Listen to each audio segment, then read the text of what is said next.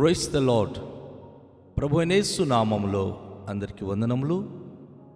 యేసయ్య మాటను ఈ కార్యక్రమాన్ని వీక్షించడానికి ప్రేమతో మిమ్మను ఆహ్వానిస్తున్నాం.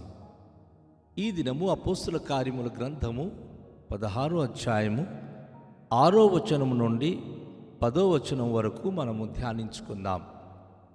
ఆసియాలో వాక్యము చెప్పకూడదని పరిశుద్ధాత్మ వారిని నాటంకపరిచినందున వారు ఫ్రుగియా గలతీయ ప్రదేశముల ద్వారా వెళ్ళిరి. మూసియా దగ్గరకు వచ్చి బీతునియకు వెళ్ళుటకు ప్రయత్నము చేసిరి గాని యేసు యొక్క ఆత్మ వారిని వెళ్ళనివ్వలేదు. అంతటా వారు మూసియను దాటిపోయి త్రోయకు వచ్చిరి. అప్పుడు మాసిదోనియా దేశస్థుడొకడు నిలిచి, నీవు మాసిదోనియాకు వచ్చి మాకు సహాయము చేయుమని తనను వేడుకొంచున్నట్లు రాత్రివేళ పౌలుకు దర్శనము కలిగెను. అతనికి ఆ దర్శనము కలిగినప్పుడు వారికి సువార్త ప్రకటించుటకు దేవుడు మమ్మును పిలిచి ఉన్నాడు అని మేము నిశ్చయించుకొని వెంటనే మాసిదోనియాకు వెళ్ళుటకు యత్నము చేసితిమి. ప్రభునందు ప్రియమైన వాళ్ళారా, దేవుని ఆత్మకున్న ఒక ప్రత్యేకత, విశేషత్వం ఏమిటో ఈ వాక్య భాగంలో మనం చూడబోతున్నాం. ఆసియా ఖండములో వాక్యము చెప్పకూడదని పరిశుద్ధాత్మ వారిని ఆటంకపరిచాడు. ఎందుకంటే పరిశుద్ధాత్మకు తెలుసు ఎక్కడ తన పట్ల ఆసక్తి కలిగిన వారు ఉన్నారని. కనుక వారు ఏం చేశారు? ఫ్రుగియా గలతీయ ప్రదేశముల ద్వారా వెళ్ళిరి. మూసియా దగ్గరికి వచ్చి బేతునియా వెళ్ళడానికి ప్రయత్నం చేసిరి కానీ ప్రభువైన యేసుక్రీస్తు వారి యొక్క ఆత్మ ఆ ప్రదేశానికి కూడా వెళ్ళడానికి ఇష్టపడలేదు, వెళ్ళనీయలేదు. కనుక వీరు మూసియా దాటిపోయి త్రోయకు వచ్చిరి. ఇక్కడ మనం గమనిస్తున్నప్పుడు త్రోయ మాసిదోనియా గలతీయ ఇవన్నీ దాదాపు సమీపమైన పట్టణము.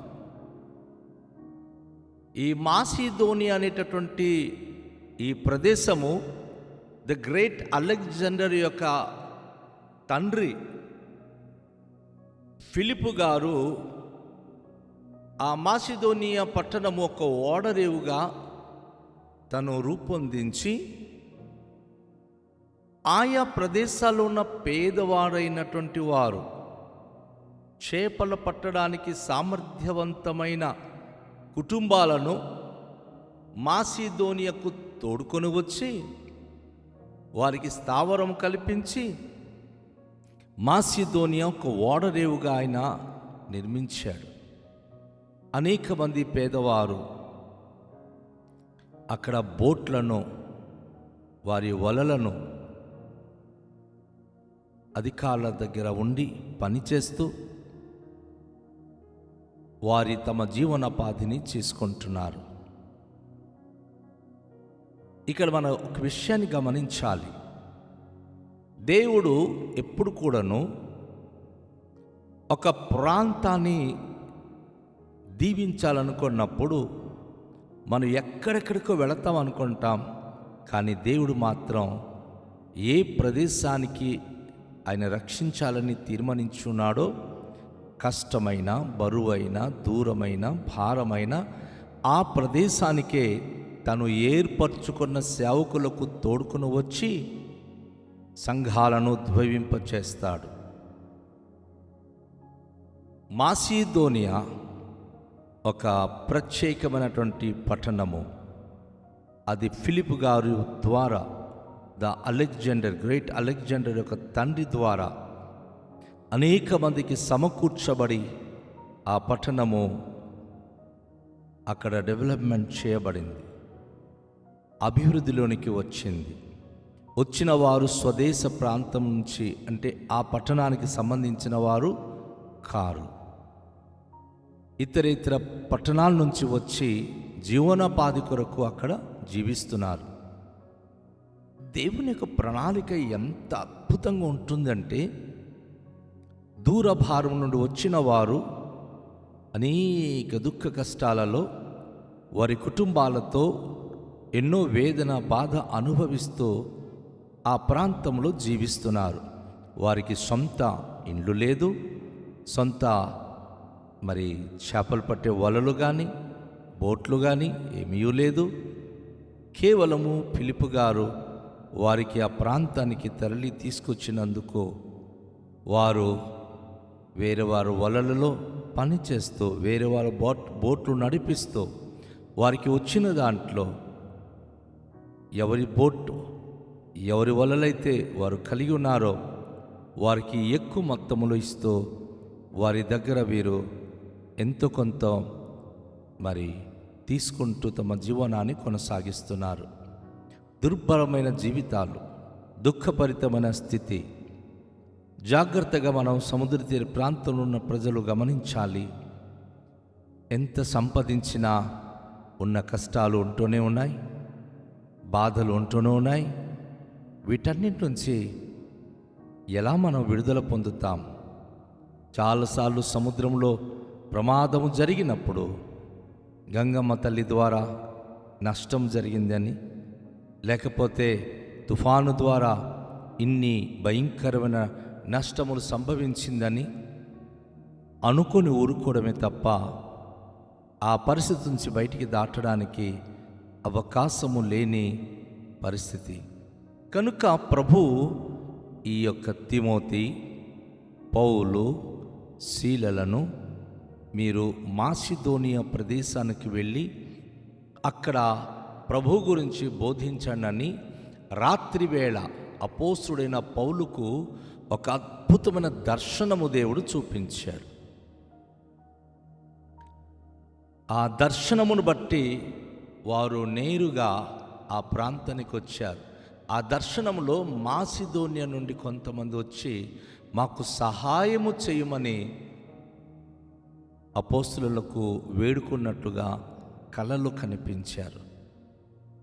వీరికి అర్థం కాల, వీరు ఏమి సహాయం కోరుకొని మా దగ్గరికి వచ్చి ఉన్నారు, వీరికి ఏం సహాయం చేయాలని. నా ప్రియ సహోదరి సహోదరుడా, చాలాసార్లు సహాయం అంటే డబ్బు, ధనము, ఏదో ఒక రూపంలో ఆహారము, వస్త్రము ఇవ్వడమే సహాయం అనుకుంటాం. కానీ పరిశుద్ధాత్మ దేవుడు అపోస్తులకు, మాసిదోనియాలో ఉన్నటువంటి ప్రజలకు సహాయము అవసరము. ఆ సహాయము భౌతికమైన సహాయము కాదు, ఆత్మీయ సహాయము. అనగా దేవుని వాక్యము వారికి బోధించాలి. దేవుని పైన వారు ఆనుకొని వారు దేవుని వైపు చూస్తూ జీవించేలాగున వారికి మీరు వాక్యం ద్వారా సహాయపడాలి అని పరిశుద్ధాత్మ దేవుడు అపోస్తులకు దర్శనమిచ్చినప్పుడు వారు మాసిదోనియాకి వెళ్ళి అక్కడ దేవుని యొక్క పరిచర్య ప్రారంభించారు. అనేక మందికి దేవుని యొక్క సువార్త, సత్య సువార్త ప్రకటించడం అక్కడ మనం చూస్తూ ఉన్నాం. పరిశుద్ధాత్మ దర్శనము ద్వారా వారికి చూపించినటువంటి ఆ ప్రదేశమే మాసిదోనియా. ఆ దర్శనము కలిగినప్పుడు వారికి సువార్త ప్రకటించుటకు దేవుడు మమ్మను పిలిచి ఉన్నాడని వారు నిశ్చయించుకున్నారు. వెంటనే మాసిదోనియాకు బయలుదేరి వెళ్ళి ఆ ప్రాంతంలో పరిచర్య ప్రారంభించారు. దేవుని యొక్క దర్శనానికి, దేవుని యొక్క ప్రేరణకు దేవుని బిడ్డలైన మనము గౌరవించాలి. ఎందుకంటే దేవుడు ఎక్కడికి ఆయన వెళ్ళుమని మనకు దర్శనమిస్తాడో, ప్రేరేపిస్తాడో ఆ పని మనము చేయగలిగినప్పుడు నిశ్చయంగా దేవుని ద్వారా మనము ఆశీర్వదింపబడతాం. అపవాది అయిన సాతానుడు అనేకసార్లు విభిన్నమైన కలల ద్వారా మనకు కలవరపరుస్తూ ఉంటాడు. ఆ కలలు మనం నమ్మకూడదు. కానీ పరిశుద్ధుడైన దేవుడు తనిచ్చే దర్శనములో ఒక ప్రాంతాలను, ఒక ప్రజలను ఆయన ఆశీర్వదించాలని, వారిని దర్శించాలని, వారి జీవితంలో అద్భుత కార్యములు చేయాలని ఆయన సంకల్పించి ఆయన మనకు దర్శన రూపంలో మాట్లాడుతూ ఉంటాడు. కనుక ఈరోజు మనం చూస్తున్నటువంటి ఈ వాక్య భాగములో ప్రభు మరి అపోస్తులకు అనగా అపోస్తుడైన పౌలు, అలాగే ఆయనతో పాటు వచ్చినటువంటి శీల, వారు తీసుకొచ్చిన తిమోతి, వీరు మాసిదోనియా ప్రాంతంలో సువార్త పరిచర్య చేసినప్పుడు అక్కడ నిరుపేదలైనటువంటి ప్రజలు ఉన్నారు. వాస్తవంగా పేదవాళ్లకు ప్రభు గురించి చెప్పినప్పుడు వారు ఎంత నిరాశ్రయంగా ఉంటారో, ఎంత నిరాశగా ఉంటారో నా పరిచర్య దినాల్లో కూడా నేను చూచి ఉన్నాను. చాలామంది ఇబ్బందుల్లో, కష్టాల్లో ఉన్నప్పుడు ప్రభు వాక్యం చెప్పినప్పుడు అలాంటి తెగవారు, అలాంటి కష్టాల్లో ఉన్నవారు మనస్ఫూర్తిగా ప్రభును అంగీకరిస్తారు, మనస్ఫూర్తిగా ప్రార్థన చేస్తారు, నమ్మకంగా దేవుని పట్ల ఉంటారు. ఈ రోజుల్లో అలాంటి ప్రదేశాల్లో ఉన్న ప్రజలు కొంచెం చేతికి డబ్బులు కలిగి, కొంచెం చదివి ఒక స్థాయికి వచ్చినప్పుడు దేవుని పక్కన పెడుతున్నారు. కానీ మాసిదోనియా సంఘము ఆత్మీయతలో ప్రారంభించబడిన తర్వాత వారు ఎన్నడిని కూడా వారు ప్రభుకు దూరం అవ్వలేదు. ప్రభుకు తమ్మును తాము అర్పించుకొని, ప్రభుకు తమ్మును తాము అంకితము చేసుకొని దేవుని కొరకు, దేవుని పరిచర్య కొరకు వారు జీవించినట్లుగా మనం గ్రహిస్తాం. అవును, ప్రభు ఎవరినైతే పంపించి ఏ ప్రాంతాన్ని అయితే రక్షించాలనుకుంటాడో, ఏ ప్రాంతానికైతే దీవించాలనుకుంటాడో, నిశ్చయంగా ప్రభు చేత ఏర్పరచబడిన ప్రజలు దేవుని యొక్క రక్షణ వార్త విన్నప్పుడు ఆ ప్రాంతంలో గొప్ప ఉజ్జీవము, గొప్ప అద్భుత అనుభూతిని పొందగలరు. కనుక రండి, ఈ ప్రశస్తమైన సమయంలో దేవుని యొక్క వాక్యము ధ్యానిస్తున్న మనము ప్రభును అంగీకరించి ప్రభు యొక్క పరిచర్యలో మన వంతు మనము సహకరిస్తూ ఆయన మహిమ కొరకు మనం జీవిద్దాం. మిక్కిలి దయగల తండ్రి, మీకు స్తోత్రాలు. ఈరోజు మీ విన్న వాక్యమును బట్టి మాసిదోనియాలో ఎలా సంఘము ఏర్పడిందో, అక్కడ పరిచర్య చేయడానికి వెళ్ళినటువంటి పౌలు, శీల, తిమోతి గురించి మేము విన్నాం. మా దీన జీవితాల్లో మేము సువార్తీకరణ ద్వారా అనేక ఆత్మలను రక్షించి మీ మార్గమును నడిపించి మీ నామానికే మహిమ తెచ్చే భాగ్యం అనుగ్రహించండి. మీ యొక్క కృప, మీ వాత్సల్యత మాకు దయచేయమని యేసు నామములో ప్రార్థిస్తున్నాము తండ్రి, ఆమేన్. అందరికీ షాలోం. ప్రభు మనను ఆశీర్వదించునుగాక.